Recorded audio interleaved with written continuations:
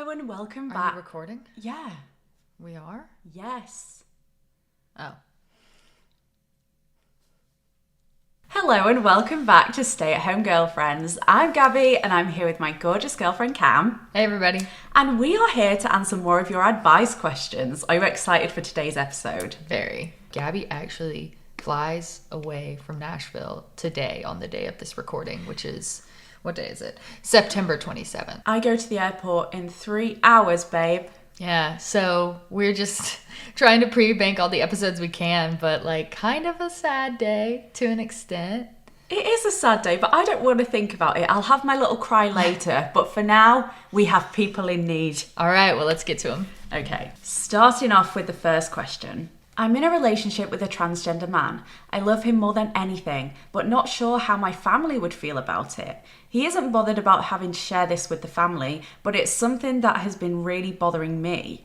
As a result, we have been in a relationship for a year and he still hasn't met my family. What should I do, as I'm worried they would judge him or even me? I don't think it's obvious, but it's just something that plays in the back of my mind.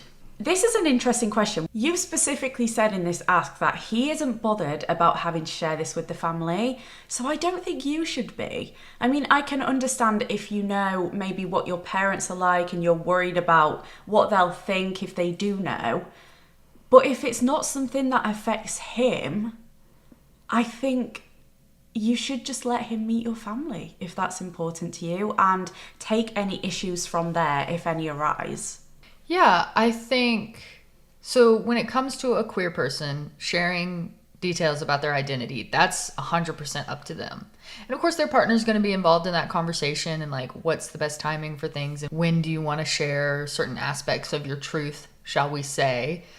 But if he's not bothered about coming out to them, then you shouldn't be worried about it either.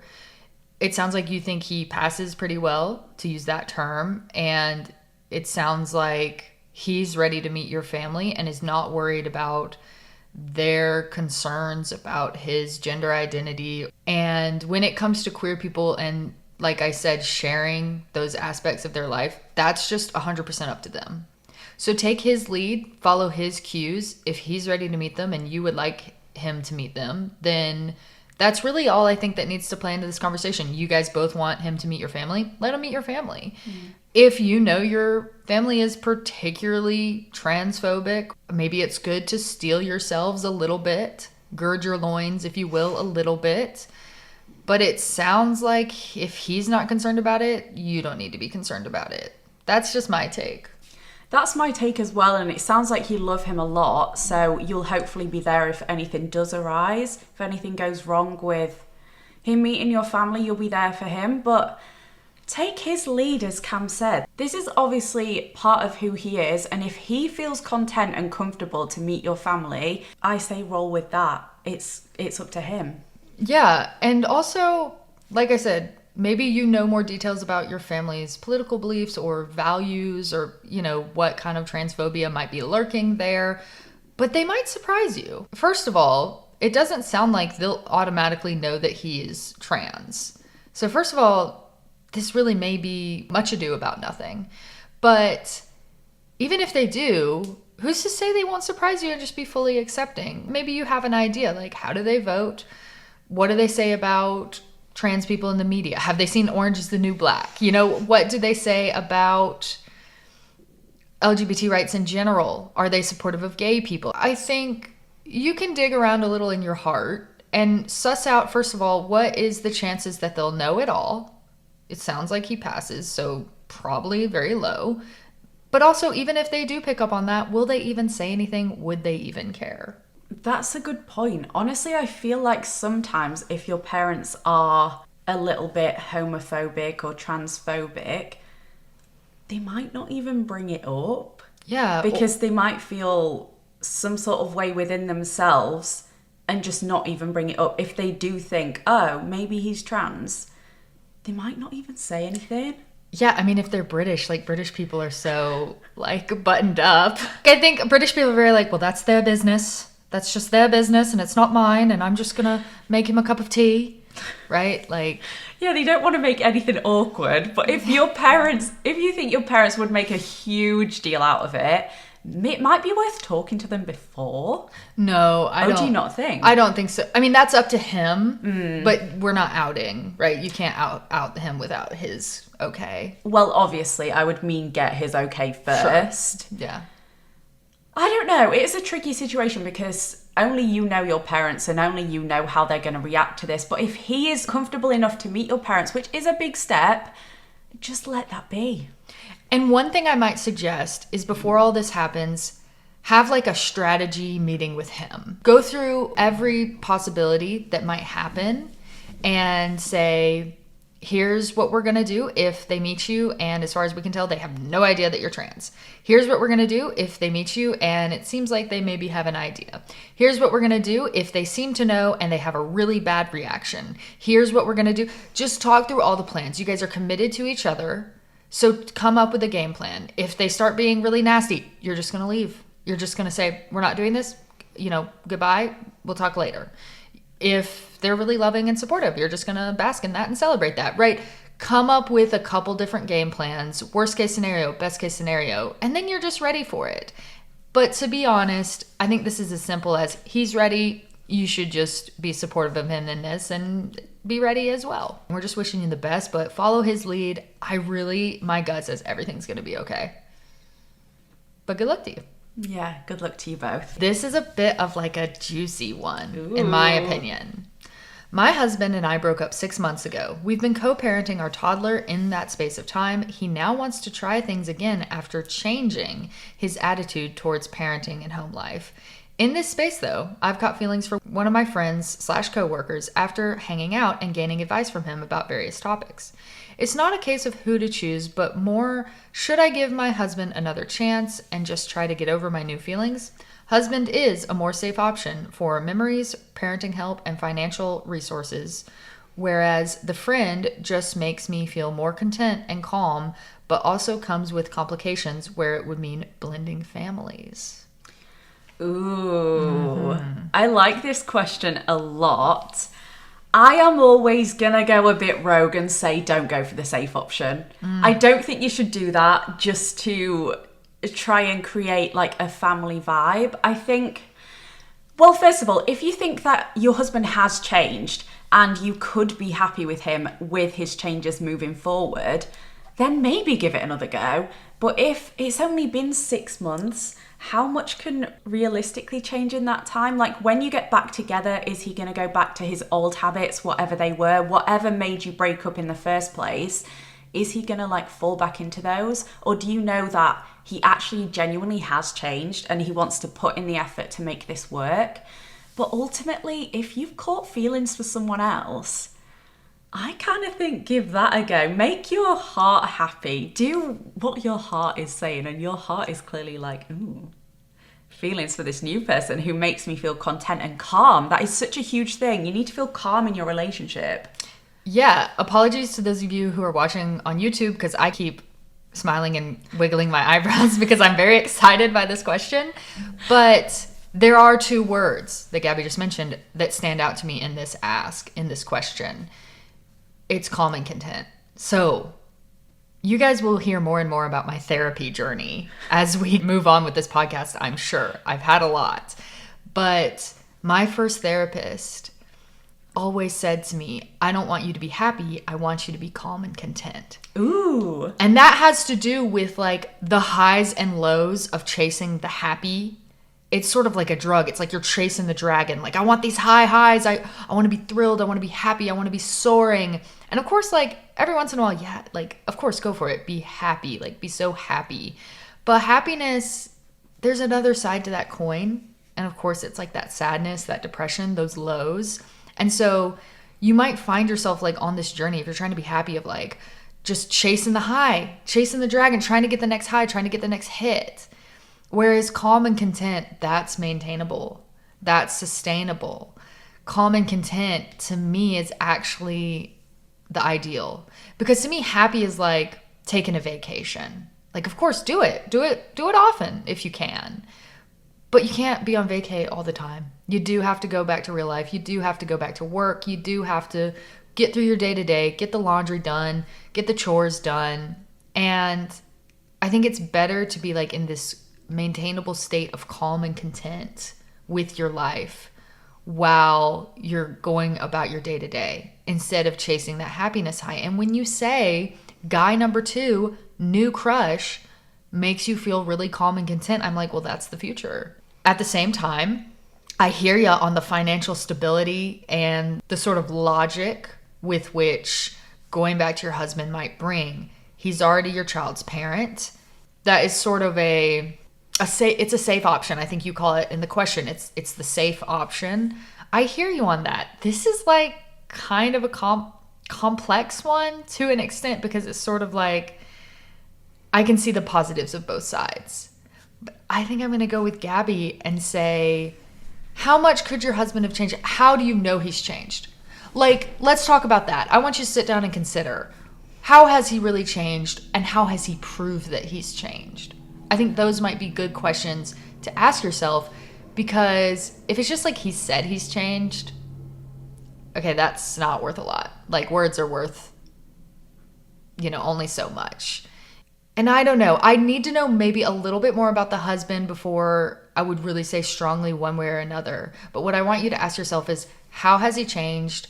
How does that make me feel? How has he proven he's changed?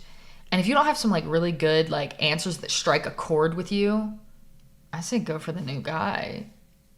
I agree with all of that. And to be honest, from your question, it kind of sounds like you are leaning towards the new guy anyway. From personal experience, I don't think it is worth staying with your partner for the sake of the children.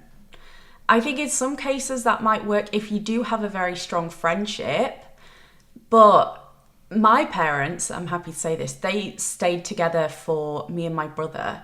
And it was just constant arguments, constant stepping on eggshells. You could just feel the unhappiness in the air.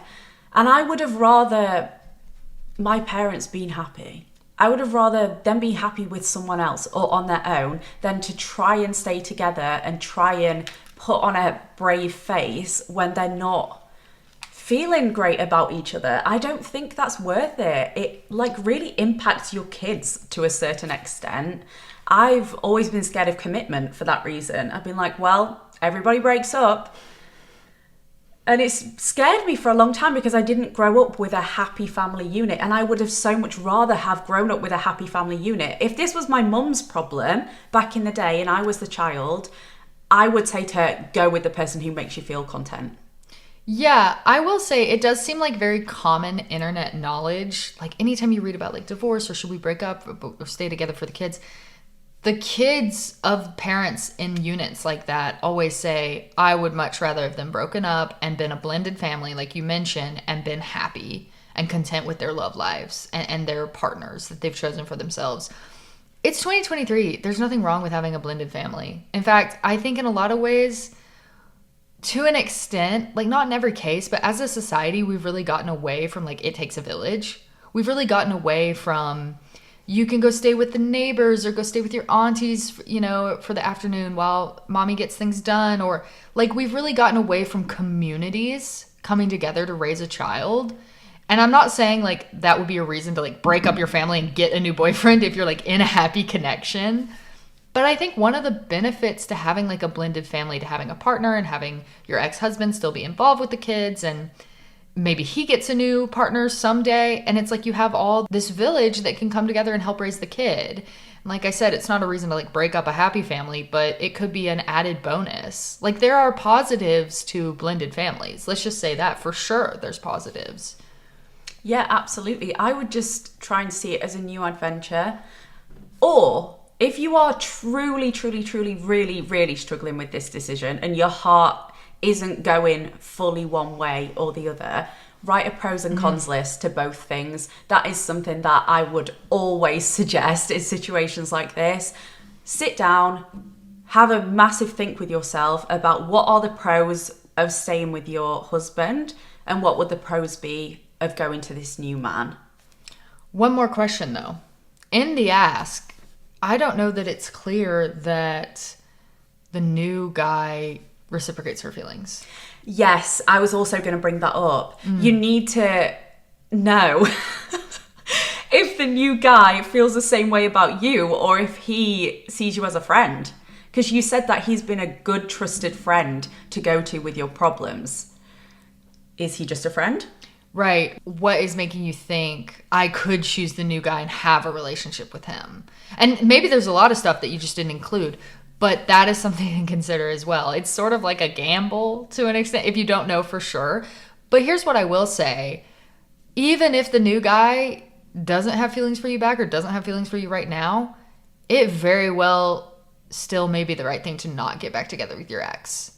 At some point, there maybe has to be a bit of a separation with not like which guy should I go with, but should I be with my ex or not? Has he changed enough to validate like getting back together? Is that worth it? Is that life with him going to be the right life for me?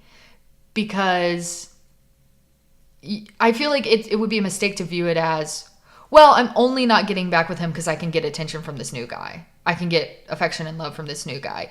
Is your husband, or your ex-husband, I should say, right for you or not? And that's kind of the end of the first question. And if the answer is yes, great, go back to him. If the answer is no, don't go back to him. But that doesn't mean you should go with the new guy. Then there's a whole another question. You know the sort of like option trees where it's like yes or no. If it's yes, go this way. If it's no, go that way. Yeah. Whatever they're called, trees. You have two separate ones here, and you're kind of blending them together. But to me, it's like yes or no, husband. Get the answer to that question. It very well may be no, could be yes. If it's yes, okay, you're just going with the husband. If it's no, okay, then that brings you to a new tree, which is yes or no, new guy.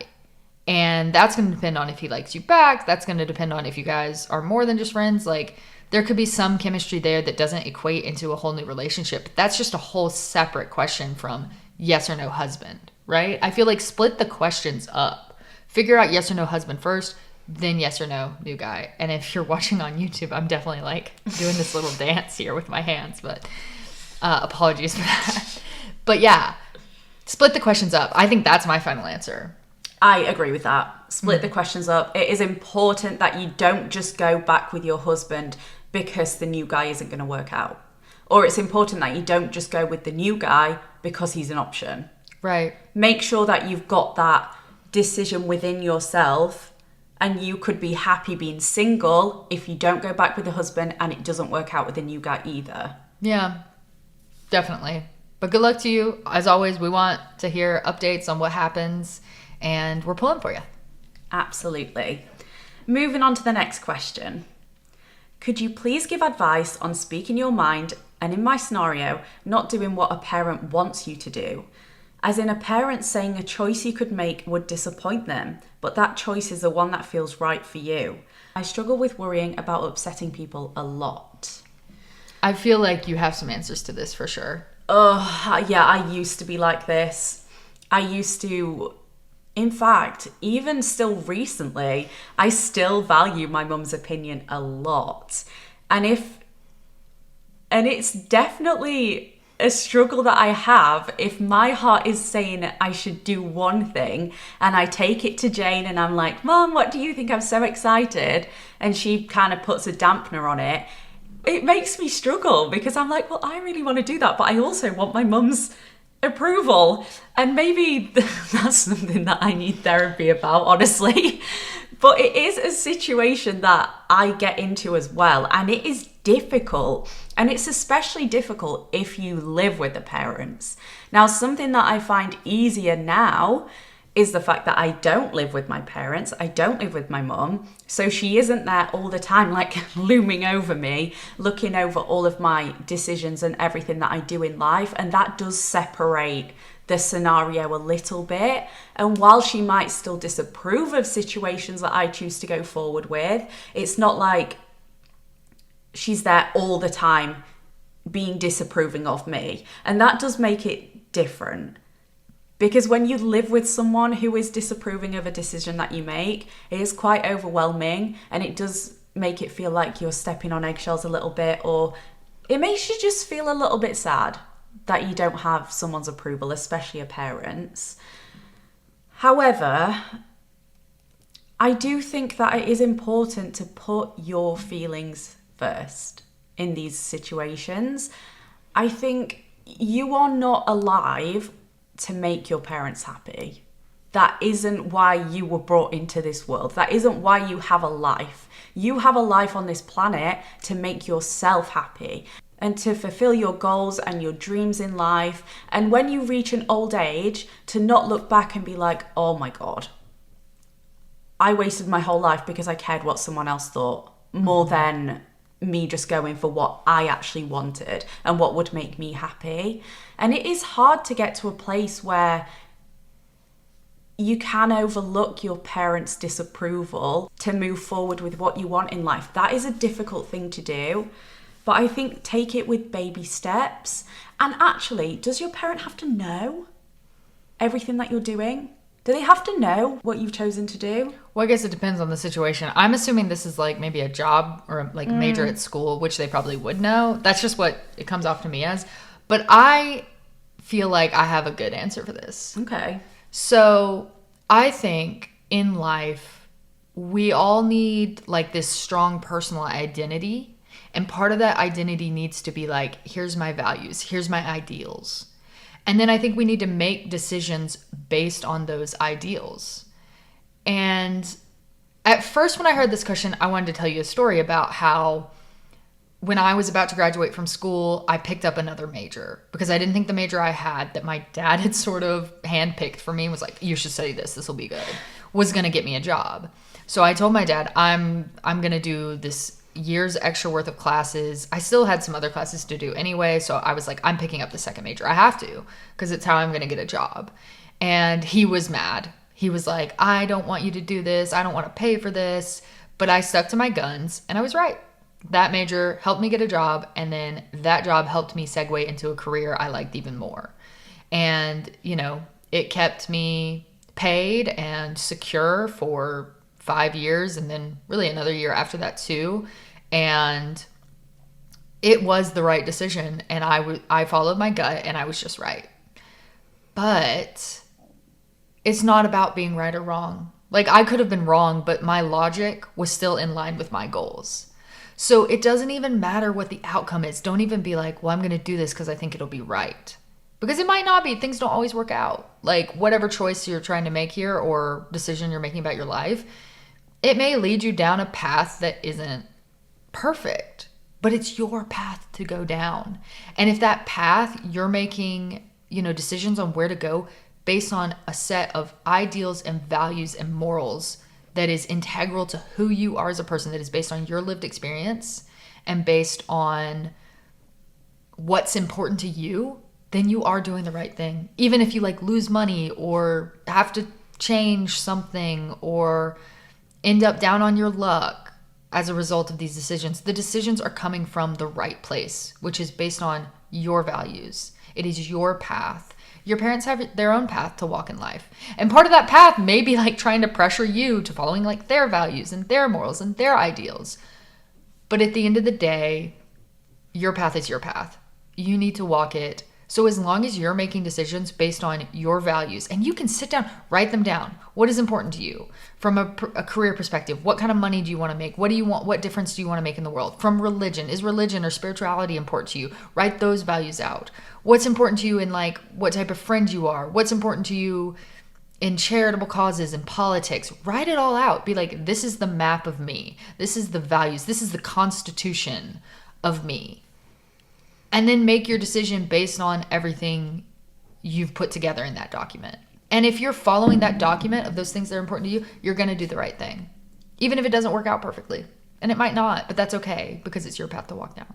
A quick question for you. How did you deal with your dad being angry about that decision? I mean, I just ignored him. I was like, you're wrong. I'm right.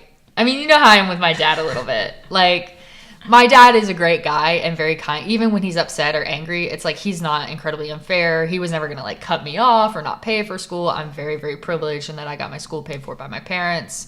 Let's recognize that. I'm very lucky for that. But he had enough respect for me at the end of the day that he did let me make my own decision, even though he disagreed with it and was like pissed about it. And I think that's a good point to move forward with for this listener. Mm-hmm. Hopefully your parents have enough respect for you as a person that they will become okay with your decisions. But even if they don't, I think my point still stands. Yeah, absolutely. But I do just want to bring it back to me and my mom. She doesn't agree with a lot of the things that I do. She has very strong opinions and beliefs of her own, but she still supports me. Mm-hmm. She might just have a little nag, but then she'll get over it and be like, okay, this is what Gabby wants to do. How do I support that? Yeah. And hopefully your parents will be like that. But like Cam said, even if they aren't, at least you will know that you are moving forward in life with what you want to do and with what you want to get out of life. Yeah, and I think one way to deal with like that nag or like my dad's disappointment or Jane having a little nag at you, some space from them. Yeah. That's what I did. I was just like, I don't care. I'm right. Bye. Okay, brat. I didn't text him for a while, you know? Yeah. And then I rubbed it in his face like a couple years later, like, I was so right about that. And he was like, yeah, you were. I mean, I don't think I was like nasty about it, but I think I was like, I made a good decision. And he was like, yeah, you did. My final thought on this is try and put yourself and your feelings first, because you are living life for you. And like I said, you don't want to get to old age and realize that you've just been living someone else's life. Yeah. And I think that thing, like everybody should know their values and morals. I think we should all do that. In fact, pod homework, I feel like I might do this. Let's all take a minute and write down what is important to us. What are our goals in life? What do we care about? Be cognizant of it. Live life with like purpose, you know? Be cognizant of what's important to you and make your decisions based on that. Don't just go with the flow. Okay, so if you do want to do this, listeners, Cam, can you give us an example of like 3 things that are important to you? Because I wouldn't even know where to start. I think you can define what's important to you by defining some goals, financial goals. Do you want to own a home? Do you want to make a certain amount of money? Do you want to have a certain amount of money in savings? Relationship or familial goals. Do you want a long-term relationship? Do you want kids? Do you want a cat? I would like define some of that, because then you sort of know, I want this, so it's important to me. Having a family is important to me. So then you know, not only am I going to be keeping an eye out for a partner that might want that as well someday in the future, I'm going to value my own family. I'm going to call my brother. I'm going to text my cousin, happy birthday. You know, you sort of, family's important to me, so I'm going to do these things. Mm-hmm. I think things you want in life can dictate actions. Does that make sense? Yeah, it does make sense. I love that. And I am going to sit and do that on the plane. Yeah. I'm going to write myself a list and go down it as to what my important values are. And just what brings you joy in life. You know, just spending time with friends bring you joy in life. Okay, so I'm going to make time for my friends. Even when I don't have time, I'm going to send texts. I'm going to like their Instagram posts. Even little things. Helping people. Maybe like helping queer people. Okay, that's actually important to me. Like, I'm queer. I want to give back to the community. I'm signing up for a charity that, you know, supports queer people. I'm going to donate some money. You know, I'm going to set aside a few bucks of my income every month to find a queer charity to support. I think it's just a matter of finding out what's important to you and finding out what goals you have in life and then living very purposefully to meet those goals. I feel like this is kind of straightforward, like self-help stuff. I didn't really mean to like dribble into that field of this, because some of that comes off as kind of cheap and stuff, but I don't think there's anything wrong with writing down your goals and trying to live to attain them. No, I actually love that, and I do think that could help this listener, so well done for going into that. Honestly, I think it's a good point, and it's something that I'm going to do moving forward. Write down the constitution of you. Is there a better word for it than constitution? Like the list. The list, the map, you know, the document, the founding document, which is like, that is what a constitution is. The holy book. Write out a Bible about yourself. Mine would just be, I like cats. Well, it's important that you know that. But yeah, good luck to you. And I think broadly, figure out what's important to you and then stick to doing things that bring you closer to those ideals. And even if your family doesn't approve, and even if it doesn't work out, you're still doing the right thing. Yeah. Yeah. Fully agree. Love that advice, actually. I'm wanting a relationship, but I just can't seem to get it to work. For context, I'm a lesbian and I'm fat, so I'm not exactly a hit on the dating apps because I'm not conventionally attractive. I just want to experience actually dating someone. My only experience has been a really messy situationship where I got played. Any advice on how to put myself out there? So this is a tough question and probably hits close to home for a lot of us. I know you've had your own experience with this. My weight has fluctuated. I've been bigger than I am now. I've had experiences with this. But I reached out to an expert because it is a complicated question. So I reached out to my lovely friend, Jenna Vesper. For those of you who don't know, Jenna is a friend of the pod. She has her own slew of podcasts. She has a podcast called Date Card Pod, which is about The Bachelor. She has a podcast called You Fancy a Fine Pod, which is about the queer pirate show, Our Flag Means Death. And she also has a podcast about Twilight called Supermassive Twilight Hole. And she also is a fat activist, and she's the leader of a movement called Roses for Everybody, which is an attempt to try and push for fat people being cast on The Bachelor, which is a dating show in America, a reality dating show. You guys probably know it. But she is wonderful. She is lovely. She is a fat lesbian, and she's proud of it. And I just ran this by her. And the one thing she said was, make sure you are consuming media and surrounding yourself, so like following on Instagram or TikTok or watching shows that have fat positivity in them. And I think that is so important.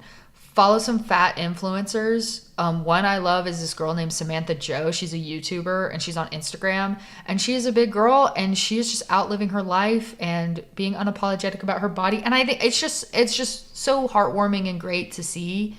And I'm so excited for like little fat girls of the next generation who have a chance to grow up in like a slightly more gentle and loving place. Most millennial women that I know, we are all destroyed about fatness and thinness, and our brains are so twisted. Like one quick example is, when Britney Spears went on the 2007 VMAs and had maybe gained 3 pounds from her very skinny usual body, and she was like called like the fattest person on planet Earth and told she was disgusting. We just didn't stand a chance. Like millennial women, if that's what you are, we never stood a chance. So like I hear you, but one way to combat that is following fat influencers, and just surrounding yourself with fat positivity. Because when you say like, I'm fat so I'm not conventionally attractive, like I get it, I hear you, I know about the patriarchal beauty standards and the anti-fat bias that's out there. But I do just want to say, like, I do think fat people can be conventionally attractive. Oh, yeah. Like, I feel like one of the hottest girls I ever dated was very fat. And she was also a bit wild. She's the one who lied about her mom being dead. Love that's that. a story for maybe the Patreon. But she was gorgeous. And she was pretty big. And she was so beautiful. And she drove me crazy. And I don't know. I hear you. I get what you're saying, but also can I just push back? And I do think fat people can be conventionally attractive. I really do think that. And I think consuming more fat media might lead you to have a bit of a more positive view of yourself. And then having that positive view of yourself might give you some of the confidence that you need to have a little more success in the dating world. But that said, let's validate, yes, it is harder for fat people in the dating world. I do think the queer community can be like a little gentler. But the queer community, we have our own issues. We still have anti-fat bias. The other advice I want to give is on those apps, I would say stay on the apps. Be really unapologetic about who you are. Make sure people know what your body looks like. And I think everybody should do that, because you don't want someone starting to talk to you that's like not interested in you. If you had like bright red hair, I would say, well, show that in the picture. Like don't hide it under a cap or something, because you don't want someone who's not into redheads to like come and start talking to you and then realize you're a redhead down the road. Right? It's kind of the same thing. Some people do have a preference for fat people, and you got to find those people. And I think staying on the dating apps is actually a great thing. Put in your pictures, show your body, say in your bio, maybe I'm a big girl, you've got to be okay with that to date me. And you will find those people who are okay with it. I think ultimately the most attractive quality in a person is confidence. Someone who owns who they are, owns their body, owns their brain, owns their beauty, just owns who they are. That is so attractive. I mean, I definitely hear you. Just point blank, yes, it is harder to date as a fat person. It is harder to find somebody who's attracted to you and into that, but it's not impossible. So I'd say love yourself, find self-acceptance, Don't try and change yourself, and keep putting yourself out there and be unapologetic. You have nothing to apologize for.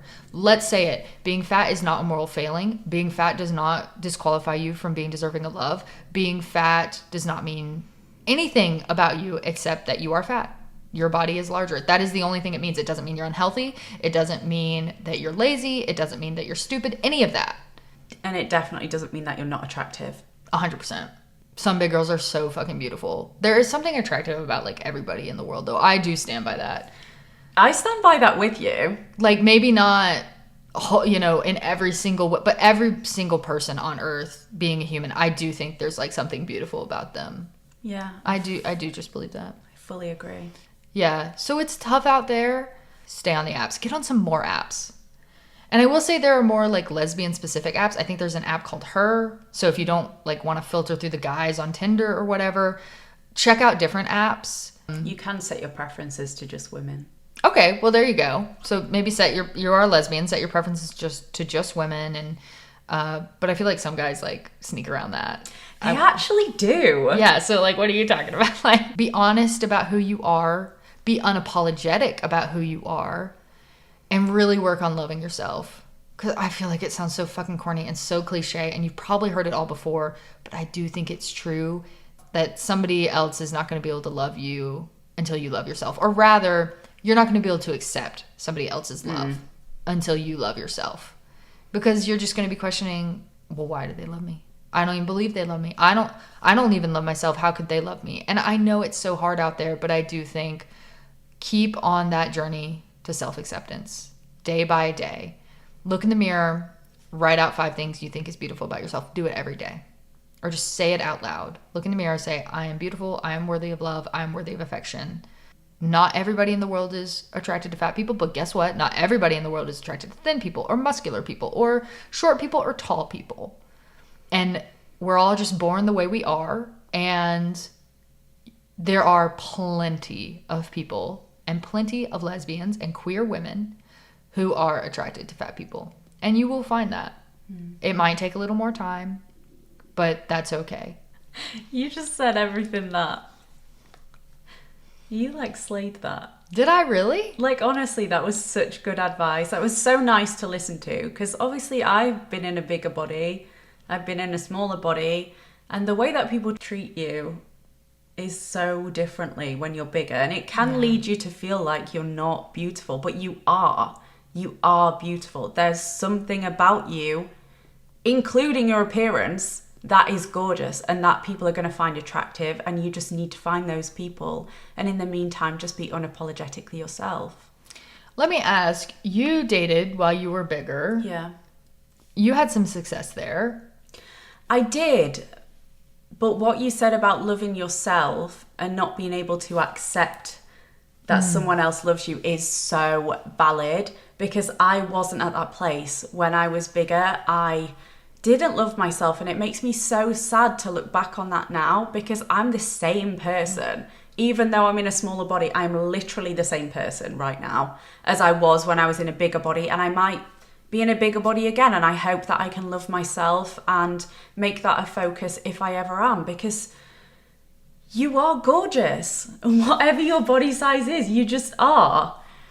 Can I ask, like, you had a whole little girlfriend. I mean, I say little because she was like in high school when this went on and just beyond. You were younger. She pursued you, right? She did pursue me, and I was so nervous to be with her because she was so conventionally attractive, and it made me really, really nervous. But she was very into me. Yeah, it just happens sometimes. It does just happen, and in a way that I'd never experienced before. And it makes me sad when I look back at that relationship, even though I know that you are my person and we would not be together right now, me and her, at all. Like, we lead very different lives.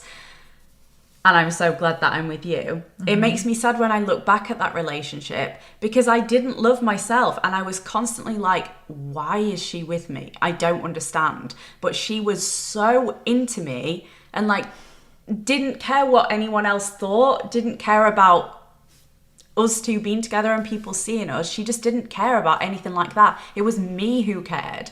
Yeah, so like your lack of acceptance for yourself held you back from this great connection to an extent. Yeah, and it's sad when I look back, I'm just like, why couldn't I just have accepted that she liked me? Yeah.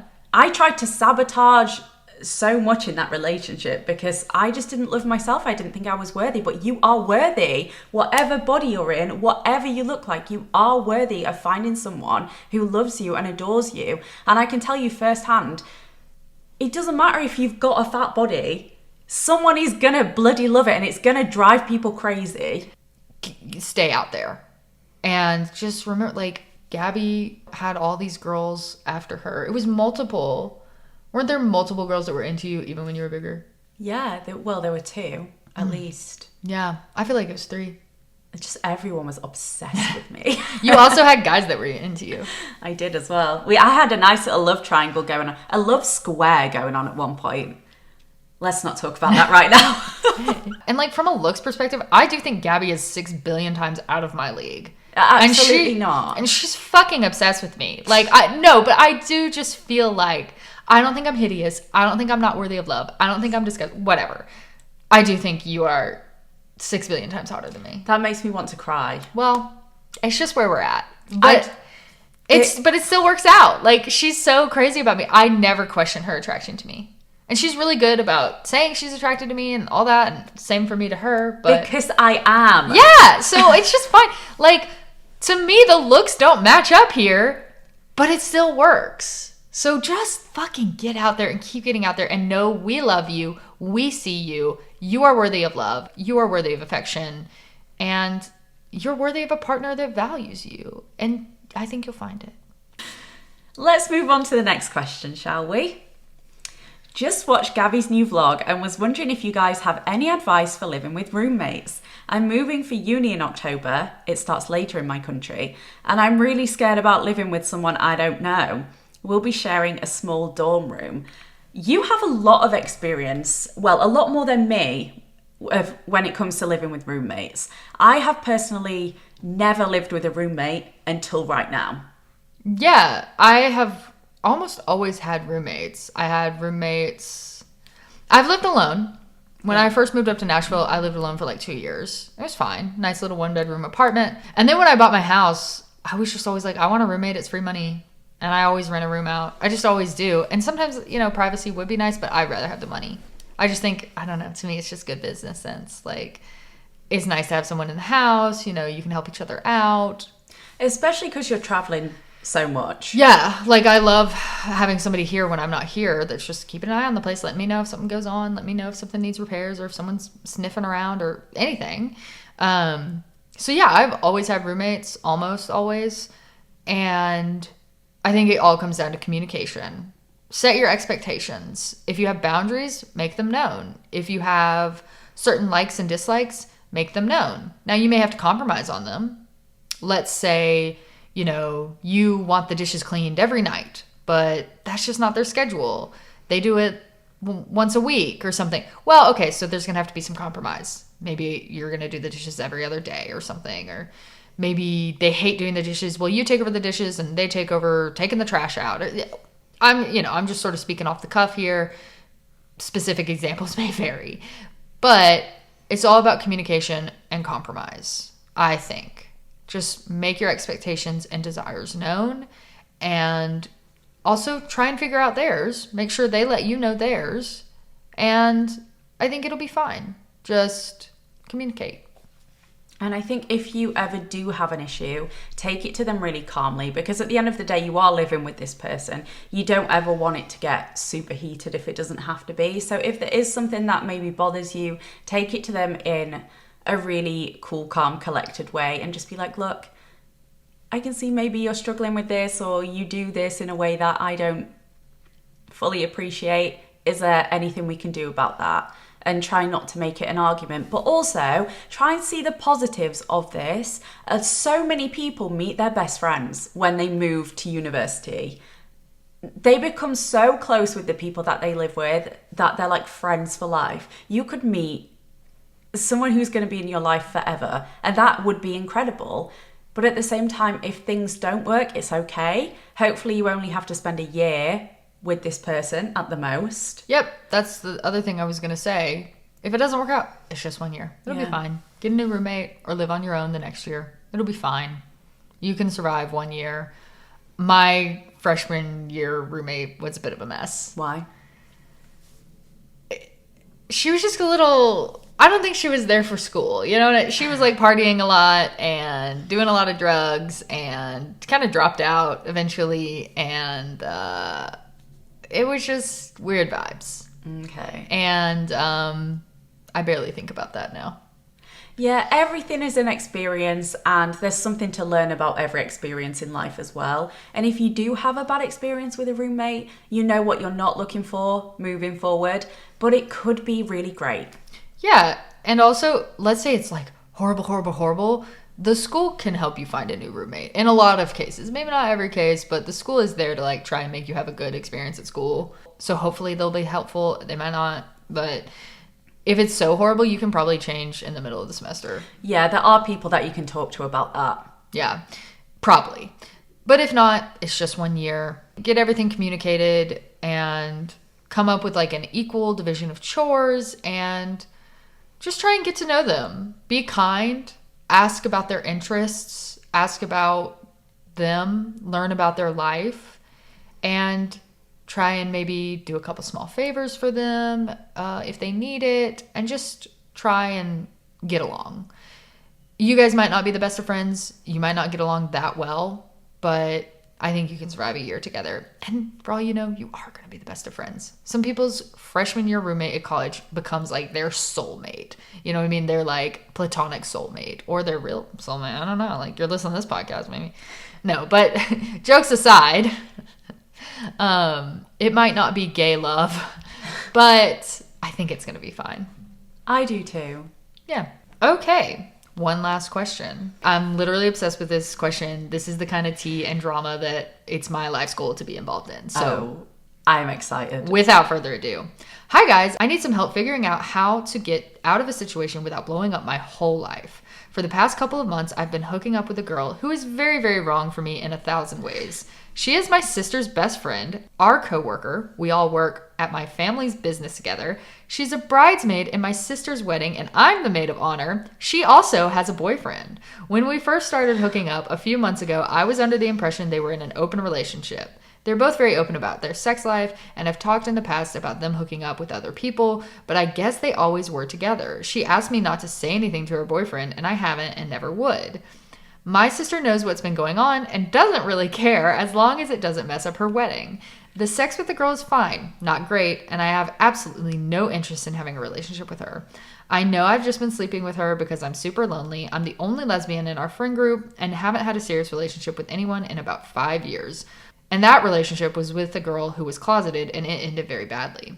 I want to end this whole thing, but the girl is a little bit messy and I'm not sure how she would react. She says and does a lot of dumb stuff when she's drunk, which is often, especially at the lots of wedding events we've been going to.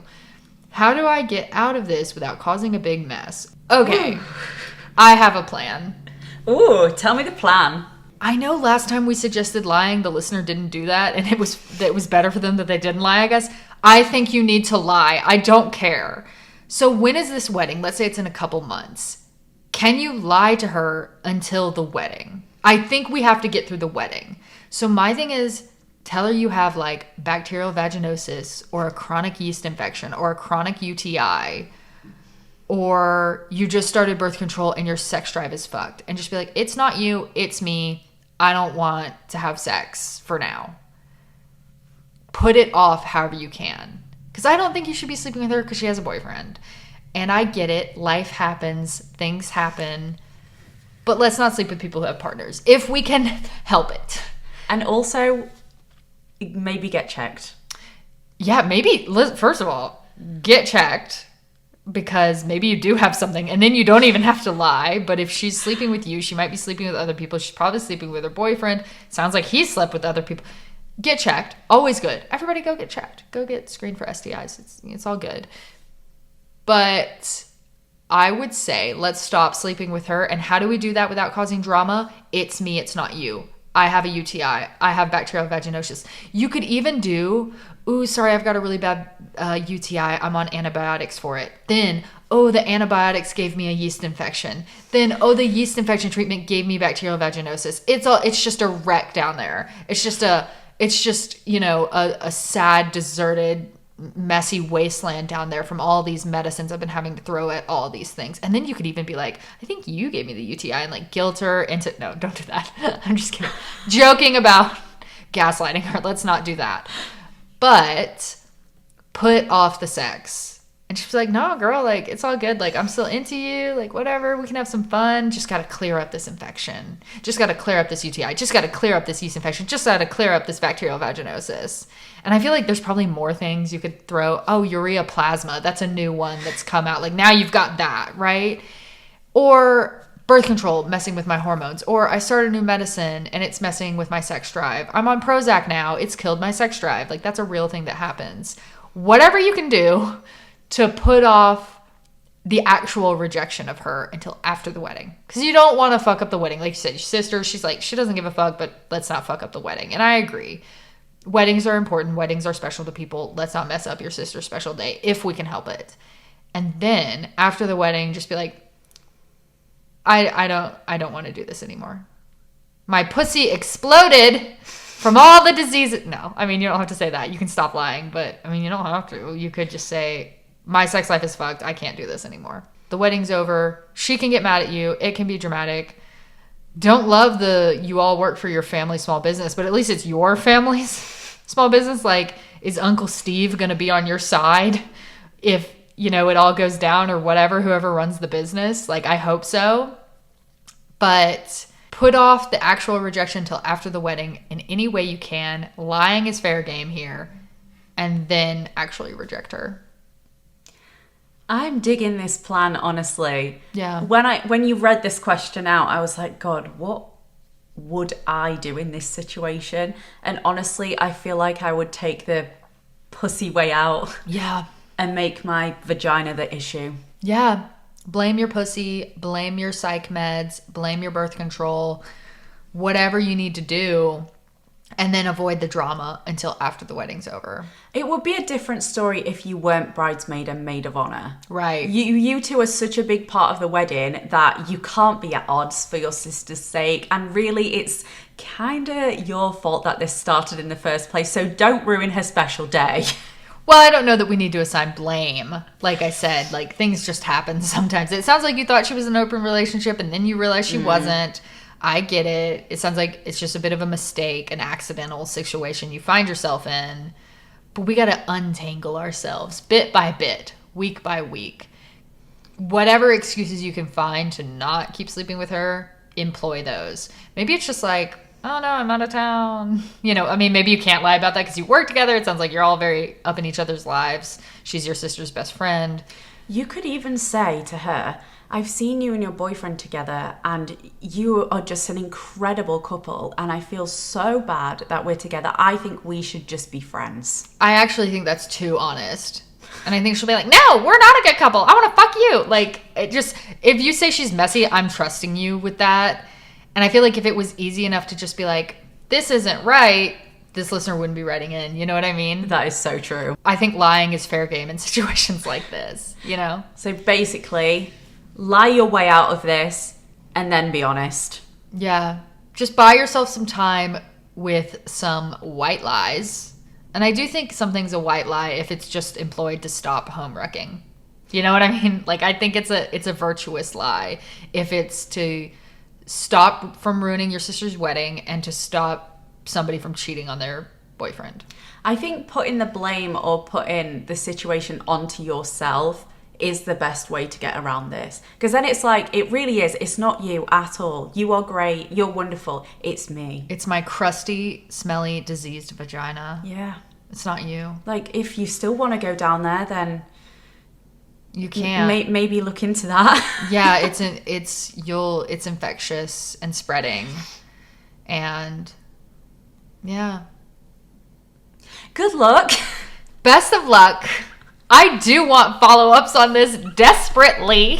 I want follow-ups on every single question today. I feel like they've been really interesting ones. I mean, I literally do want follow-ups on, like, basically every question we ever get. But, like, Please tell us what happens. I just need to know. You don't even have to air it. Like we won't have to read your response on air if you don't want us to. By the way, yeah, that applies to all these questions. Like if you want to just tell us what happened, but you're like, well, the listeners don't need to know. Fair enough. Just tell us. We promise. We won't read it. Yeah, brownie promise. Absolutely. Were you a brownie? I was a brownie for 1 week. Same. I decided I didn't like I'm a loner. Oh, I thought you didn't like the outfits or something. Well, one, the outfits are disgusting. They were yellow and brown. That is not my colour palette.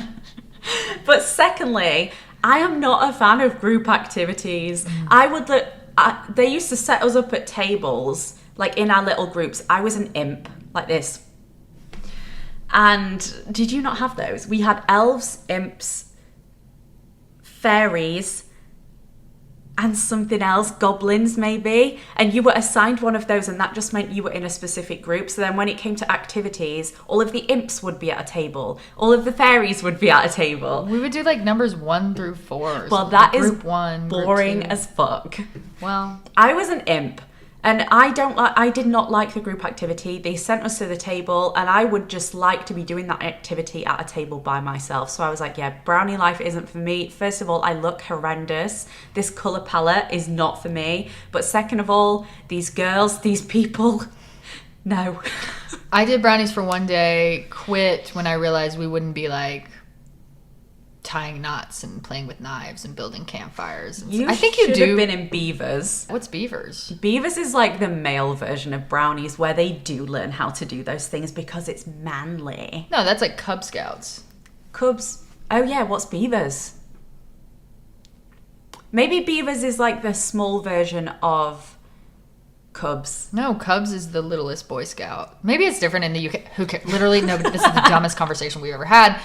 But when I realized it was like arts and crafts instead of like camping and sailboating and flying a kite, I was like, oh, I'm out. We are so different. I just wanted to do the arts and crafts on a little table by myself with no interruptions.